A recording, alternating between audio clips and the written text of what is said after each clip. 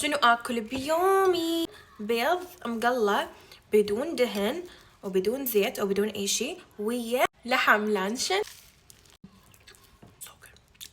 والشي اكيد عندنا قهوة. هذا سباجيتي هيلثي. تقولون شلون سباجيتي هيلثي؟ اولا السباجيتي مصنوع من الكونجك روت اللي هو كونجك روت، اوكي. 25 كالوري السباجيتي، وياها همين الصوص مالت السباجيتي. هاي البول كلها بيها 500 كالوري. انت طعم فطر الي، it's not really like سباجيتي، بس طعمها طعم فطر وانا كلش حبيتها. حتى التكستشر مالتها كأنه فطر. باي بريكو. عندي فيتامينات اخذها.